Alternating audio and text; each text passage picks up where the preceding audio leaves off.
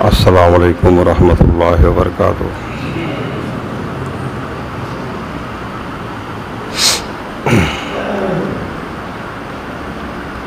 الحمد للہ رب العالمین والصلاة والسلام علی حبیبہ سید المرسلین وعلی آلہ واصحابہ اجمعین۔ درود و سلام کا ہدیہ پیش کریں۔ اللہم صلی علی سیدنا مولانا محمد معدن الجود والکرم وآلہ وبارک وسلم صلاۃ و سلام علیک یا رسول اللہ صلی اللہ علیہ وسلم۔ حضرات، نبی کریم صلی اللہ علیہ وسلم کے گھر والوں کا ذکر جمیل بہت پہلے شروع ہوا تھا، اور ازواج مطہرات میں سے چند کا ذکر ہوا تھا۔ سرکار کے گھر والوں کا ذکر کرنے سے بڑا سکون ملتا ہے۔ آج ہم ام المومنین حضرت حفصہ بنت عمر رضی اللہ تعالی عنہا کے حالات بیان کرتے ہیں۔ ام المومنین حضرت حفصہ رضی اللہ تعالی عنہا، یہ اللہ کے پیارے حبیب رحمت عالم صلی اللہ علیہ وسلم کے حرم میں آنے والی چوتھی زوجہ پاک ہیں، ہم سب کی ماں ہیں۔ ہم نے عرض کیا تھا کہ حضور کے حرم میں سب سے پہلے ام المومنین حضرت خدیجہ الکبریٰ رضی اللہ تعالیٰ عنہا آئیں جب حضور 25 سال کے تھے، اور 25 سال حضور کی خدمت میں رہیں، پھر ان کی وفات ہوئی۔ پھر حضرت سودا رضی اللہ تعالیٰ عنہا حضور کی خدمت میں آئی، اور وہ 6 سال تک حضور کے ساتھ اکیلے رہیں، 3 سال مکے میں، پھر 3 سال قریب مدینے میں۔ پھر حضرت عائشہ صدیقہ رضی اللہ تعالیٰ عنہا حضور کے حرم میں آئیں۔ اب حضور کے حرم میں 2 بیویاں اکٹھا ہوئیں، حضرت سودا اور حضرت عائشہ صدیقہ۔ پھر چوتھے نمبر پر حضور کے حرم میں آنے والی یہ حضرت حفصہ رضی اللہ تعالی عنہا ہے۔ یہ حضرت عمر فاروق اعظم رضی اللہ تعالی عنہ کی صاحبزادی ہیں۔ حضرت عائشہ صدیقہ سیدنا حضرت ابوبکر صدیق رضی اللہ تعالی عنہ کی صاحبزادی ہیں، اور حضرت حفصہ سیدنا حضرت عمر فاروق اعظم رضی اللہ تعالی عنہ کی صاحبزادی ہیں، اور ان کی والدہ حضرت زینب بنت مظعون ہیں۔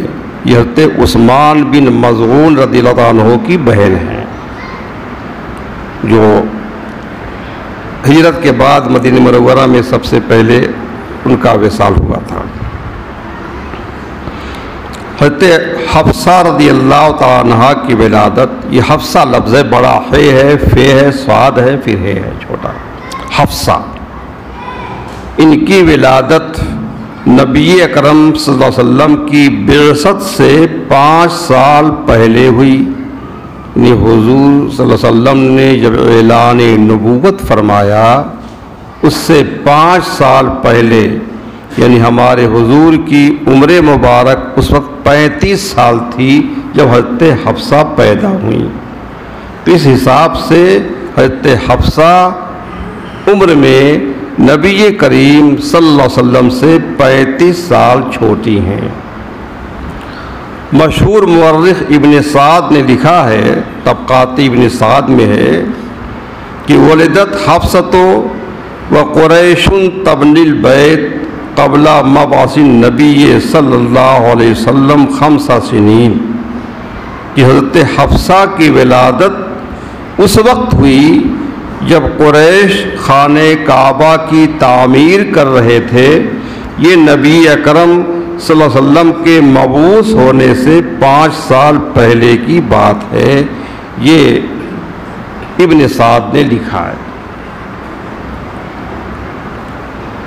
ان کی تربیت خاص قریشی اشراف کے ماحول میں ہوئی، کیونکہ حضرت عمر فاروق اعظم بھی قریش کے رؤسا اور اشراف میں سے تھے، اس لیے ان کی تربیت اور پرورش بھی اس اونچے گھرانے میں اور اسی گھر کے ماحول کے مطابق ہوئی۔ امیر المومنین حضرت عمر فاروق اعظم رضی اللہ عنہ جب اسلام لائے تو ان کے اسلام لانے کے بعد ان کی کوششوں کے نتیجے میں ان کے گھر والے بھی اسلام لے آئے،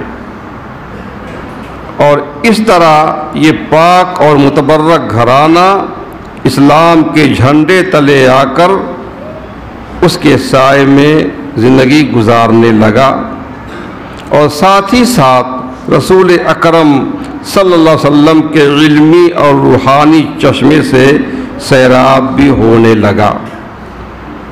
جب فاروق اعظم اسلام لائے اس وقت حضرت حفصہ کی عمر تقریباً 10 برس ہوگی۔ حضرت حفصہ رضی اللہ تعالی عنہ اپنے والد گرامی حضرت عمر فاروق اعظم کے گھر میں پرورش پاتی رہیں، یہاں تک کہ جب آپ سن بلوغت کو پہنچیں، بالغ ہو گئیں، اور آپ نے اس منزل میں قدم رکھا کہ شادی کر دینی چاہیے، تو عمر فاروق اعظم کو ان کی شادی کی فکر ہوئی۔ عرب کا یہی ماحول تھا، کبھی کبھی تو بچپن ہی میں شادی کر دیتے تھے، نکاح کر دیا کرتے تھے، کوئی اہتمام تو ہوتا نہیں تھا، اور بالغ ہونے کے بعد فوراً رخصت کر دیا کرتے تھے، اور کبھی بالغ ہونے کا انتظار کرتے، لیکن بالغ ہونے کے بعد شادی کرنے میں تاخیر نہیں کرتے تھے۔ عام طور سے 13 سال 14 سال یہاں تک کہ 9 سال کی عمر میں بھی شادی ہو جاتی تھی۔ اب فاروق اعظم کو حضرت حفصہ کی شادی کی فکر ہوئی۔ بیٹی کے رشتے کے لیے ان کی نظر انتخاب حضرت خنیس بن حذافہ سہمی پر پڑی رضی اللہ تعالی عنہ۔ حضرت خنیس بن حذافہ یہ صحابی ہیں اور سابقین اولین میں سے ہیں، جو لوگ پہلے اسلام لانے والے ہیں ان میں سے ہیں، تو ان پر ان کی نظر پڑی، اور اس کے بعد حضرت حفصہ کی ان کے ساتھ شادی ہو گئی، دونوں کی شادی کر دی گئی۔ وہ ہنسی خوشی زندگی کے دن گزارنے لگے۔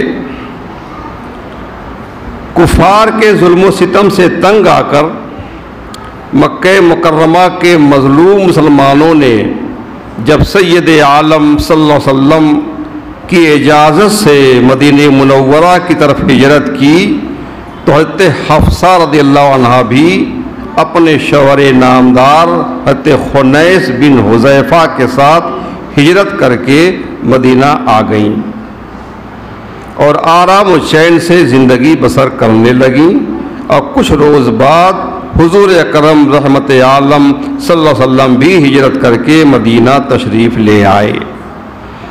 آپ کے نور سے مدینے کے در و دیوار جگمگا اٹھے، گھر گھر خوشیاں پھیل گئیں، پورے مدینے میں عید کا سما ہو گیا، وہ مدینہ اب مدینہ منورہ ہو گیا۔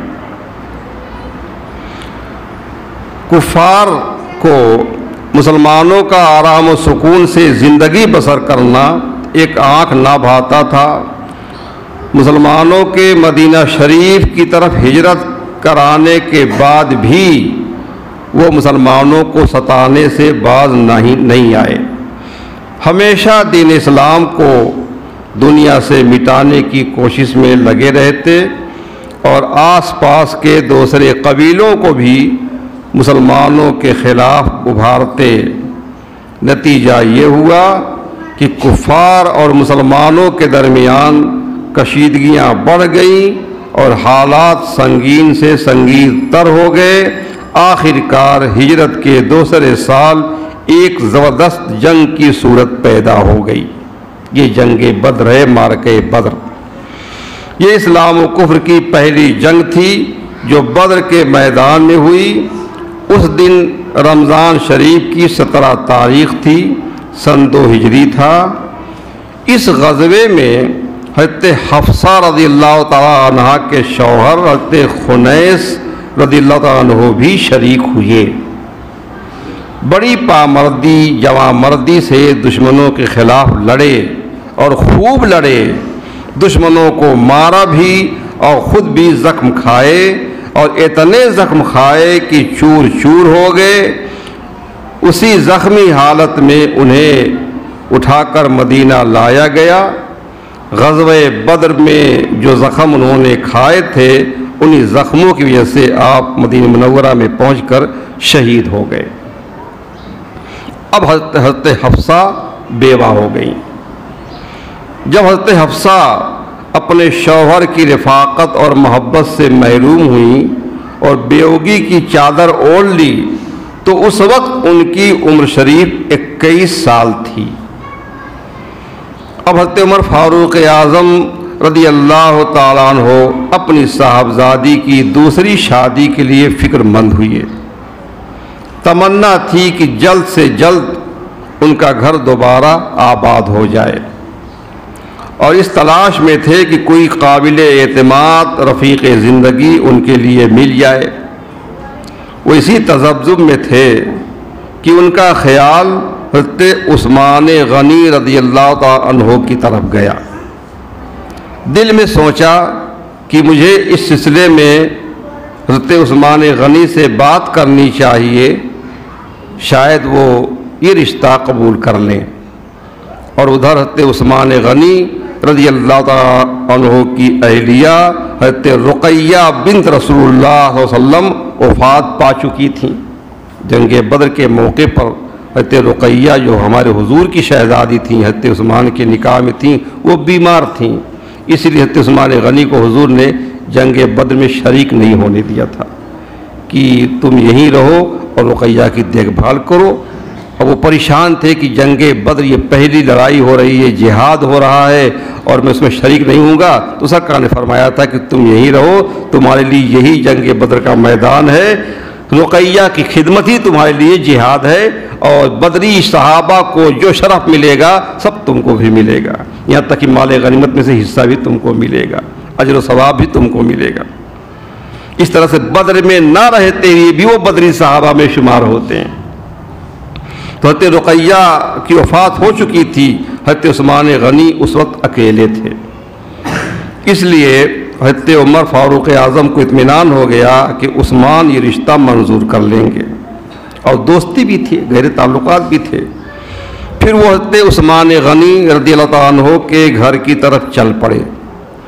وہ اس وقت گھر پر ہی موجود تھے، بڑے اتفاق اور محبت سے حضرت عمر فاروق اعظم کو ملے۔ حضرت عمر فاروق اعظم نے گفتگو کا آغاز کیا، کہا کہ ایک غرض سے آپ کے پاس میں آیا ہوں، مجھے ایک غرض آپ کے پاس لے آئی ہے۔ حضرت عثمان غنی نے کہا کہ فرمائیے کیا بات ہے۔ حضرت عمر فاروق اعظم نے کہا کہ عثمان آپ جانتے ہیں میری بیٹی حفصہ بیوہ ہو چکی ہے۔ کہا یہ بات تو معلوم ہے۔ تو حضرت عمر نے کہا میں چاہتا ہوں کہ آپ اس سے نکاح کر لیں، آپ کی نکاح میں میری بیٹی آ جائے۔ حضرت عثمان غنی نے جواب دیا کہ مجھے چند دن کا موقع دیں، سوچ کر جواب دوں گا۔ چند دنوں کے بعد حضرت عمر فاروق اعظم پھر حضرت عثمان غنی سے ملے۔ ان کو یقین تھا کہ عثمان ہاں میں جواب دیں گے، انکار تو کریں گے نہیں۔ حضرت عمر فاروق اعظم نے پوچھا کہ آپ نے کیا سوچا حفصہ کے بارے میں؟ تو حضرت عثمان غنی نے جواب دیا کہ فی الحال میرا نکاح کرنے کا ارادہ نہیں ہے، ابھی میں نکاح نہیں کرنا چاہتا۔ اور سچ تو یہ ہے کہ حضرت رقیہ کی جدائی کے صدمے میں بہت پریشان تھے، وہ بہت اداس تھے۔ اب جب انہوں نے کہا کہ ابھی میں نکاح کرنے کا ارادہ نہیں رکھتا تو یہ جواب حضرت عمر فاروق اعظم کی امید کے خلاف تھا۔ اب سوچا کہ کیا کریں، پھر وہ حضرت ابوبکر صدیق رضی اللہ عنہ کے گھر کی طرف چل پڑے۔ بتایا نہ کہ زمانے میں کئی بیویاں ہوتی تھیں۔ فاروق اعظم جو ہے حضرت صدیق اکبر کے گھر کی طرف چل پڑے۔ دونوں دوست بڑے پیار اور محبت سے ملے۔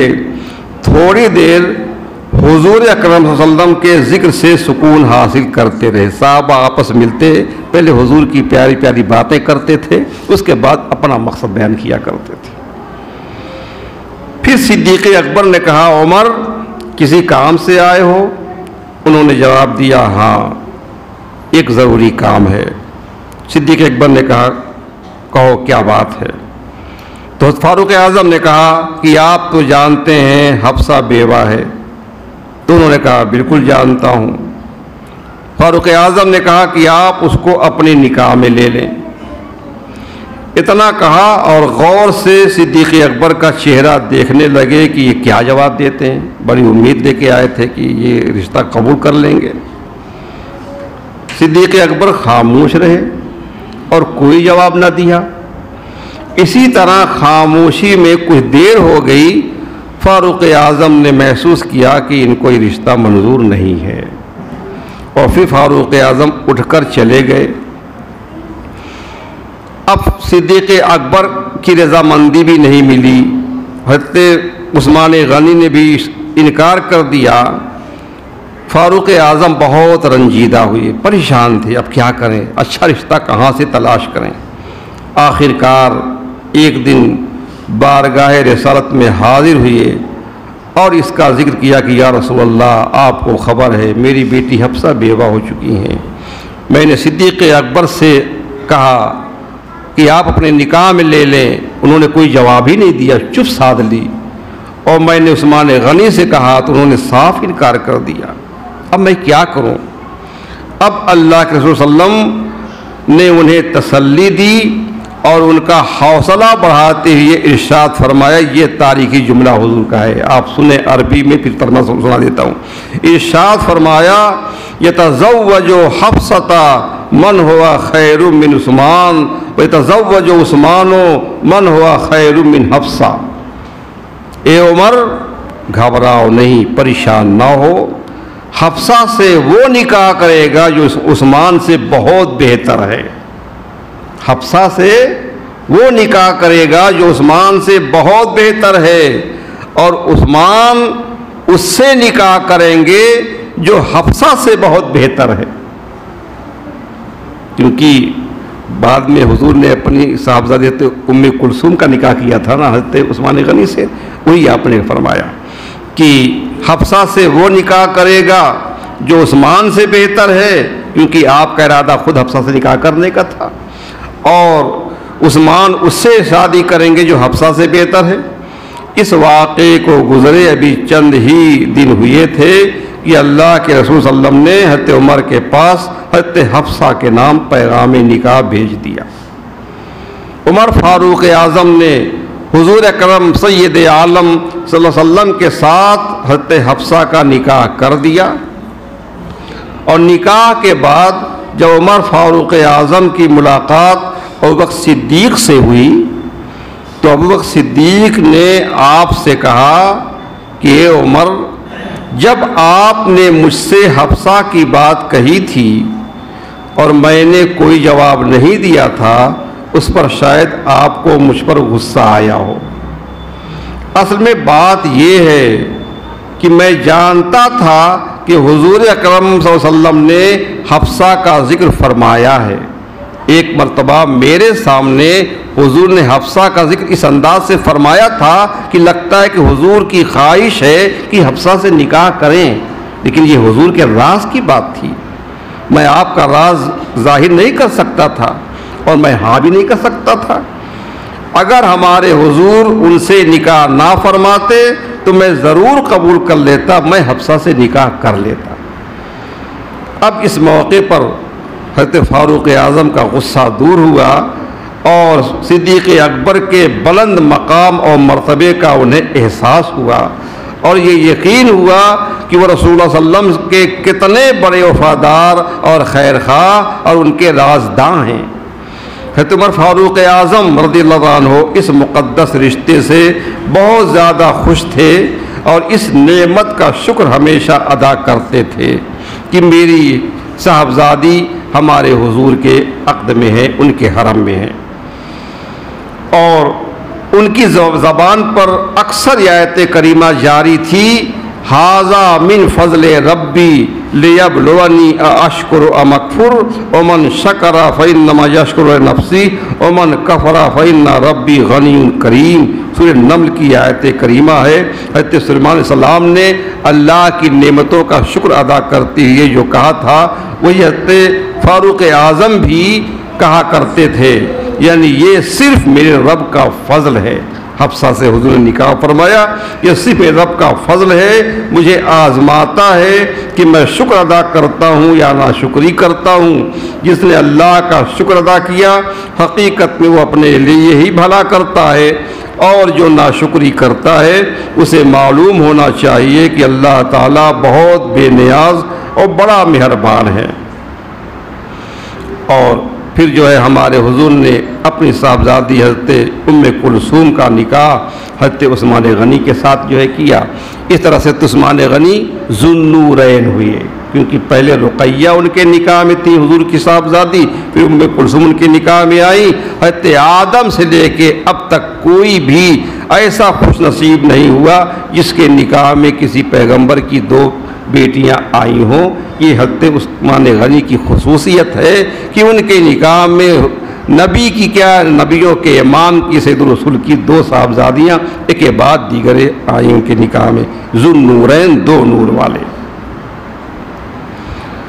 تو حضرت حفصہ سے پہلے ہمارے حضور کے حرم میں دو بیویاں موجود تھی، سودا اور حضرت عائشہ۔ حضرت حفصہ کا مہر وہی 500 درہم، جس کے تقریباً 1,00,000 روپے بنتے ہیں، یہی ہمارے حضور کی اکثر بیویوں کا مہر تھا۔ یہ مبارک شادی سن 3 ہجری میں ہوئی۔ حضور کی زوجیت میں آ کر حضرت حفصہ کاشان نبوی میں اپنی زندگی کے خوبصورت ترین لمحات گزارنے لگیں۔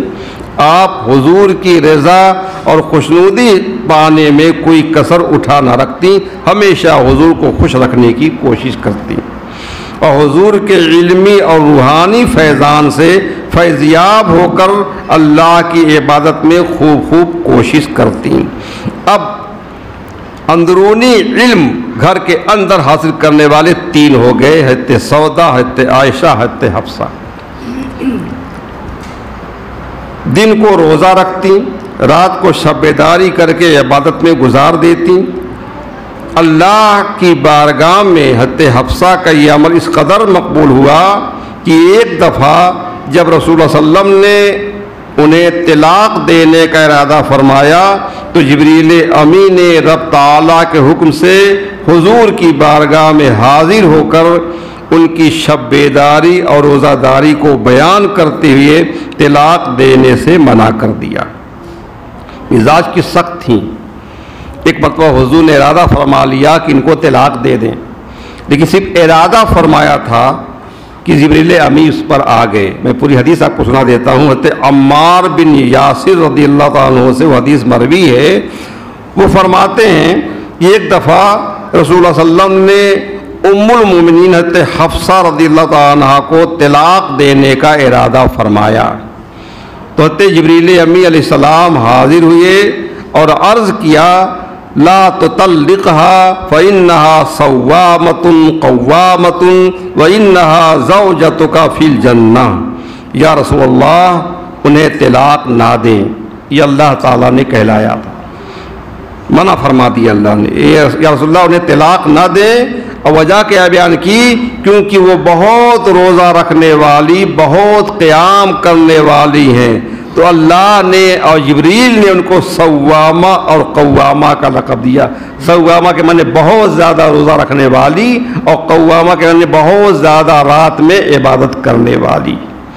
اور یہ بھی کہا کہ انہا زوجتک فی الجنہ، جنت میں آپ کی اہلیاں ہیں، وہ جنت میں وہ آپ کے ساتھ رہیں گی، آپ کی رفاقت میں رہیں گی، اس لیے آپ طلاق نہ دیں۔ پھر ہمارے حضور نے جو ہے طلاق نہیں دی، اس ارادے سے آپ باز آ گئے۔ حضرت حفصہ رضی اللہ عنہا کی پاکیزہ زندگی پر غور کریں کہ کس طرح گھر کے تمام کام کاج اچھے طریقے سے پورا کرنے کے باوجود ان کا کوئی وقت اللہ تعالیٰ کی عبادت سے خالی نہیں گزرتا تھا۔ جنتی زیور ایک کتاب ہے جو خاص عورتوں کے لیے لکھی ہے، شیخ الحدیث علامہ عبد المصطفیٰ اعظمی رحمۃ اللہ علیہ نے، اس میں وہ لکھتے ہیں کہ گھریلو کام دھندا سنبھالتے ہوئے روزانہ اتنی عبادت بھی کرنی، پھر حدیث کا علم حاصل کرنا، فقہ کا علم حاصل کرنا، اسرار اور راز اور طریقت کا علم حاصل کرنا، ان سب علوم میں مہارت حاصل کر لینی، یہ اس بات کی دلیل ہے کہ ہمارے حضور اقدس کی بیویاں آرام پسند اور کھیل کود میں زندگی بسر کرنے والی نہیں تھیں، بلکہ دن رات کا ایک منٹ بھی وہ ضائع نہیں کرتی تھیں، اور دن رات گھر کے کام کاج کرتی یا اللہ کی عبادت کرتی، نماز پڑھتی، تلاوت کرتی، شوہر کی خدمت کرتی یا علم دین حاصل کرتی، بس اسی بات میں مصروف رہا کرتی تھی۔ سبحان اللہ، ان خوش نصیب بیویوں کی زندگی نبی رحمت صلی اللہ علیہ وسلم کے نکاح میں ہونے کی برکت سے کتنی مقدس، کس قدر پاکیزہ اور کس درجہ نورانی زندگی تھی۔ تو حضرت حفصہ اکثر روزہ دار رہا کرتی، نماز، تلاوت اور دوسری قسم کی عبادتوں میں مصروف رہا کرتی تھیں۔ ہاں، ان کے مزاج میں کچھ شدت تھی، کچھ سختی تھی، فاروق اعظم کی بیٹی تھی، کچھ باپ کا اثر تھا، اسی لیے حضرت عمر فاروق اعظم ہر وقت اس فکر میں رہتے تھے کہ کہیں ان کی کسی سخت کلامی سے حضور اقدس کی دل آزاری نہ ہو جائے، کہ حضور کے دل کو تکلیف نہ پہنچ جائے۔ اس لیے فاروق اعظم رضی اللہ عنہ بار بار ان سے فرمایا کرتے تھے کہ حفصہ، تم کو جس چیز کی ضرورت ہو مجھ سے طلب کر لیا کرو، اور خبردار کبھی حضور اقدس سے کسی چیز کا تقاضا نہ کرنا، اور نہ حضور کی کبھی ہرگز دل آزاری کرنا، ورنہ یاد رکھو اگر حضور تم سے ناراض ہو گئے تو تم خدا کے غضب میں گرفتار ہو جاؤ گی۔ اور ان کی شدت کا یہاں تک یہ بے تکلفی سے حضور سے بات کرتی تھی، ہر بات کہہ لیا کرتی تھی، اور کبھی کبھی بیویاں کہتی تھی کہ حضور آئیں گے تو ہم لوگ یہ بات کہیں گے، اور جب حضور پہنچتے تو پہلے شروع کر دیتی تھی۔ تو حضرت عائشہ کہتی کہ عمر کی بیٹی ہے، یہ پورا اثر ہے اپنے باپ کا اس کے اوپر۔ حضرت حفصہ کو ایک شرف یہ بھی حاصل تھا کہ ان کے خاندان کے بہت سے افراد کو اللہ تعالیٰ نے صحابیت کا شرف عطا فرمایا تھا، اور وہ حضور کے جلیل القدر صحابہ کرام کی صف میں شامل ہوئے تھے۔ جیسے آپ دیکھیں حضرت حفصہ کے والد گرامی ہیں، حضرت عمر فاروق اعظم ہیں، یہ ساری مخلوقات میں انبیاء کے بعد دوسرا درجہ ان کا ہے، مبشر بالجنہ ہے، جنت کی بشرت اللہ نے کے رسول نے ان کو دی تھی، خلفائے راشدین میں سے ہیں۔ ان کی شان میں اللہ کے حبیب نے فرمایا ہے، ان اللہ جعل الحق علی لسان عمر و قلبہ، اللہ نے عمر کی زبان پر اور دل پر حق کو جاری کر دیا ہے، وہ ہمیشہ حق بات سوچتے ہیں، حق بات ہی ان کی زبان سے نکلتی ہے۔ اور یہ فرمایا تھا حضور نے، لو کانا نبی بعدی لکانا عمر بن الخطاب، یعنی میں تو آخری نبی ہوں، میرے بعد کوئی نبی نہیں آئے گا، اگر میرے بعد کوئی نبی ہوتا تو عمر بن خطاب ہوتے۔ اور حضرت حفصہ کے چچا حضرت زید بن خطاب، یہ زید نام کے ہیں، زید بن خطاب، حضرت عمر کے بھائی، یہ بدر میں، احد میں، خندق میں، حدیبیہ وغیرہ تمام غزوات میں حضور کے ساتھ شریک ہوئے، جنگ امامہ میں شہید ہوئے۔ ان کی شہادت پر فاروق اعظم بہت زیادہ رنجیدہ اور غمگین ہوئے، اور یہ فرمایا کرتے تھے، ما حبتی صبا الا وانا اجد منہا ریحا زید، جب بھی ہوا چلتی ہے میں اس ہوا سے زید کی خوشبو پاتا ہوں۔ ان کی ماں حضرت زینب بنت مظعون ہے، یہ عثمان بن مظعون کی بہن ہے۔ ان کی پھوپھی حضرت فاطمہ بنت خطاب ہیں، یہ سعید بن زید کی اہلیہ ہیں جو عشرہ مبشرہ میں سے ہیں، اور پہلے وہی ایمان لائی تھیں، فاطمہ بنت خطاب۔ اور ان کے شوہر سعید بن زید، وہ تو حضرت فاروق اعظم جب حضور کو شہید کرنے کے ارادے سے نکلے تھے اور کسی نے کہا تھا کہ تمہاری بہن ایمان لا چکی ہیں، تمہارے بہن ایمان لا چکے ہیں، پہلے گھر کی خبر لو، پھر غصے میں یہ تلوار لے کے پہنچ گئے تھے۔ یہ حضرت فاطمہ بنت خطاب اور سعید بن زید دونوں جو ہیں قرآن شریف پڑھ رہے تھے۔ مارا بھی تھا بہن بہنوئی کو، اس کے بعد پھر انہیں رحم بھی آیا تھا، اور اس کے بعد کہا تھا وہ قرآن شریف کا ٹکڑا دکھاؤ جو تم لوگ پڑھ رہے تھے، وہ سورہ طٰہٰ کی تلاوت کر رہے تھے، بس لے کے پڑھنا شروع کیا ہے، بس وہی جو ہے دل کی دنیا بدل گئی، اور کہا مجھے اب اللہ کے پیارے حبیب کی قدموں میں لے چلو، میں ان کی غلامی میں آنا چاہتا ہوں۔ بس حضور کے پاس گئے، دار ارقم میں حضور تھے، حضور نے ان کو دیکھا اور کہا عمر کب تک جو ہے ستائے گا؟ بس کیا اثر تھا، عمر سوئے نبی گئے، نظر سوئے عمر گئی، ہے نا، پڑی نگاہ مصطفیٰ تو زندگی سنور گئی، یہ ہے۔ اور ان کے بھائی حضرت عبداللہ بن عمر ہیں، کتنے مشہور صحابی حضرت عبداللہ بن عمر، یہ غزوہ بدر میں، دیکھیے غزوہ بدر میں جتنے شریک ہوئے تھے ان کے بارے میں اللہ کے حبیب نے ارشاد فرمایا تھا لا يدخل النار احد شہد بدر والحدیبیہ، جو بدر اور حدیبیہ میں موجود تھا وہ دوزخ میں نہیں جائے گا۔ جنگ بدر میں حفصہ کے خاندان کے 6 افراد شریک تھے، حضرت عمر فاروق اعظم تھے، حضرت زید جو ان کے چچا تھے، اور ان کے 3 ماموں تھے، عثمان بن مظعون اور عبداللہ بن مظعون اور قدامہ بن مظعون، اور ایک ماموزاد بھائی بھی تھے صائب بن عثمان بن مظعون۔ اب جب تک زندہ رہی ہمارے حضور کی زندگی میں علم حاصل کرتی رہی، حضور کی وفات کے بعد جو ہے دنیا والوں کو علم سکھاتی رہی، دنیا کو اپنے علمی فیضان سے فیضیاب کرتے ہوئے شعبان 45 ہجری کو مدینہ منورہ میں وفات پائی۔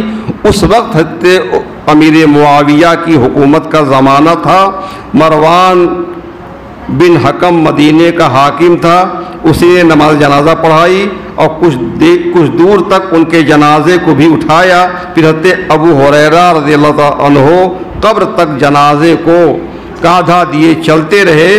ان کے 2 بھائی حضرت حفصہ کے 2 بھائی تھے عبداللہ بن عمر اور عاصم بن عمر، اور 3 بھتیجے تھے سالم بن عبداللہ، عبداللہ بن عبداللہ، حمزہ بن عبداللہ، یہ سب جنازے میں شریک تھے۔ ان لوگوں نے انہیں قبر میں اتارا، اور یہ جنت البقیع میں جو مدینے کا قبرستان ہے دوسری بیویوں کے ساتھ جو ہے دفن ہوئی۔ وفات کے وقت ان کی عمر شریف 60 سال یا 63 سال تھی۔ اللہ تعالی ہم سب کو ازواج مطہرات کا سایہ عطا فرمائے۔